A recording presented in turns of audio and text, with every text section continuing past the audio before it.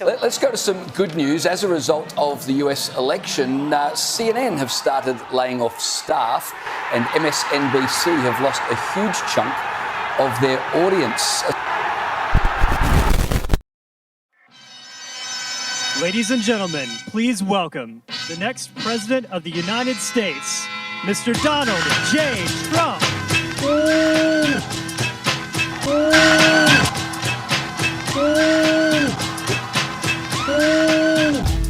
Back me up, go all in, by Joe Biden. I gotta win, save the country from sin. I won't never slack up, get your money back up. Try and cuss my voter and you're bound to get smacked up. Get up, stand up, throw your MAGA hats up. If you got the feeling, Kamala's unappealing. Trump's got the hot flow, Dems are talking junk though. I got shot in my ear, certify me as the GOAT, yo. Working, chat too, peeps in the car, saw me serve more fries than lies from the voters are. DJ T, shown up in the lead, and if great switch you on, I'm the prezi you need. Kamala's a clown, so get out and vote, keep jump around.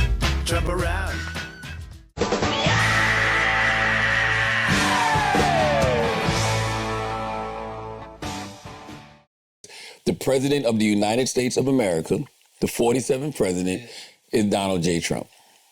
And I said this on Breakfast Club this morning. Oh my goodness. It's looking like a Kamala blowout. I don't want to be the outlier here. I don't want to be really wrong. I'd rather be as wrong as everybody else. There is a possibility that this is not close. If it's not close, it's tough to imagine Trump blowing out Kamala. It's easier to imagine Kamala Harris blowing out Trump.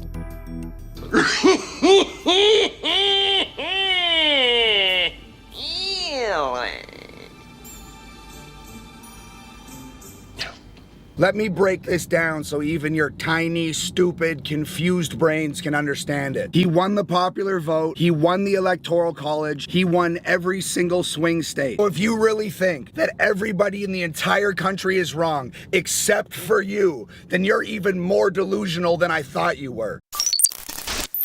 If the Seltzer poll is right, that Kamala's leading Iowa, you probably will see Democrats controlling the House. That's the most likely outcome. That the House of Representatives will fall to the power of Republicans. You probably will see Democrats controlling the House. Republicans surpassing the 218 members needed to maintain control. Our projection means Republicans will have complete control of Washington, that, of course, White House and the Senate, which was seized by Republicans on Election Day. Those are the final numbers there. Let's now get to Kamala Harris's final, really case for herself on the campaign trail. Social justice, 1, 2, 3. Woo, woo. I wanna be PC. Woo, woo. It's just the way to be for me and you. Woo, woo. Your hateful slurs are through. Woo, woo. I call woo woo on you. Woo, woo. We'll fight until you're PC black and blue. Woo, woo. Kamala Harris clarified something yesterday, and it's that unlike Trump, she is not going to seek revenge against Trump voters. Trump has said, I might seek revenge against Nikki Haley primary voters. I don't even want them to vote for me. Nikki Haley attained 16% of the vote. Are you concerned about that number? And what do you say to those voters? And she got 16%. I got a record number. I got the highest vote ever attained in the state. And all of those people are going to come to me because first of all, what's their choice? Biden, he's the worst president in the history of our country. They're all coming to me. We see it already. They're all coming to me. It is time. I'm now going to give you my official prediction for the 2024 election. So Kamala Harris is not a little bit more popular than Trump. She is a lot more popular than Trump. She is consistently double digits more popular than Trump. Double digits.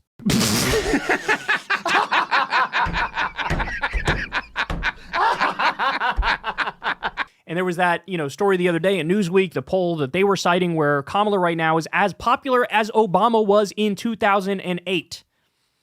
And he was like a once-in-a-generation type candidate on the campaign trail. So it's not a little difference like it was with Hillary and Trump. It is a big difference. And beyond that, when you look at the VP, J.D. Vance is way more unpopular than Tim Walz. Tim Walz is actually the most popular person in this race. And J.D. Vance is the least popular person in this race. So this is the first map, sort of like a worst case scenario for Kamala or best case scenario for Trump. Here we go. In a worst case scenario for Kamala, best case scenario for Trump map, I still have Kamala winning 276 electoral votes. So again, worst case scenario for Kamala, best case scenario for Trump, here's what would happen. Kamala still wins Nevada. She still wins Nevada in this scenario. And I'm convinced of that because of the early vote numbers that have come in. We have some breaking election news. Just in the last 6 hours, President-elect Donald Trump won the state of Nevada, and that brings the Electoral College vote to 301 for Trump and 226 for Vice President Kamala Harris. But this particular win is important because of its voting history. Nevada is a state that's voted Democratic for the past 4 presidential elections. Just to prove to everybody who might not know about me in the show, I am not what you might call a partisan hack, okay? I will give credit where credit is due. It's happening. Donald Trump is officially running for president. Now, this is something that's great for comedy, but it's bad for America. Just to prove to everybody who might not know about me in the show, I am not what you might call a partisan hack. Oh, rim shot! But here's the thing, again, even in the best case scenario map for Trump, I have him losing the blue wall states, right? I have him losing these states. I have him losing Michigan and Pennsylvania and Wisconsin. I don't see an argument. Based on the polling, based on all the data we've seen so far, I don't see an argument for him grabbing any of these states. I just don't. So, again, best case scenario for Trump, worst case scenario for Kamala. Kamala still gets to 276 electoral votes. Since Donald Trump has gone over the mark of 76 million votes in his win for the presidency. 76 million. No Republican has ever done that, 427,168. That's a record for a Republican. Absolute record for a Republican. This is what I would say is my most realistic map, right? My most likely to be close map, okay? This one is Kamala 319, Trump 219. Democrats 319, Republicans 219, okay?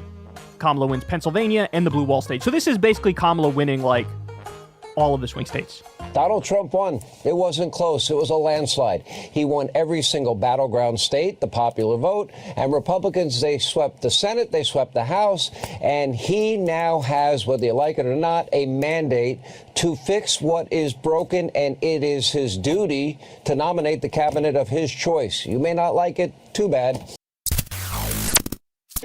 The entire night was like this, and we will take out crazy Kamala. Listen, let me tell you something. You're a liar.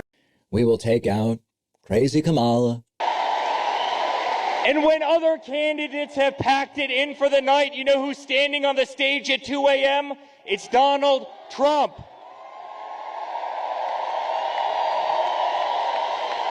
The United States. The entire speech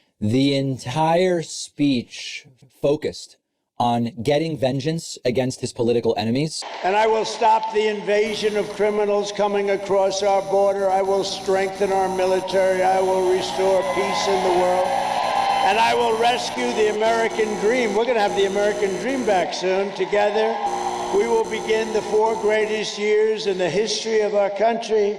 The entire speech focused on getting vengeance against his political enemies. But Kamala is, this is known, she's a very low IQ person. And we don't need a low IQ individual. We've had that for 4 years, and our country's going down the drain. The entire speech focused on getting vengeance against his political enemies. I will end inflation very quickly. You know how we're going to end it? By drilling and drilling and drill. Energy is going to bring everything down. Trump, mostly incoherent, listened to the energy lacking, and the crowd behind him looks despondent. And now I say, when we win the election tomorrow, can you believe it? 1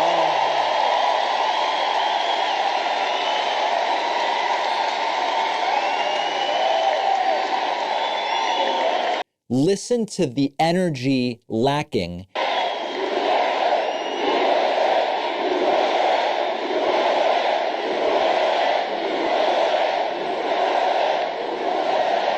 Listen to the energy lacking. And you have men playing in women's sports.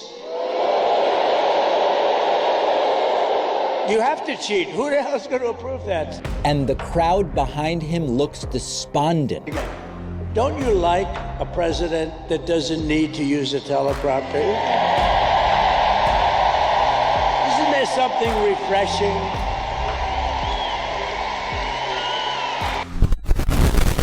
Howard Stern floats 2024 bid against Trump. Quote, "There's no way I'd lose." President-elect Donald Trump has officially swept all 7 battleground states. Arizona is the last state to be called.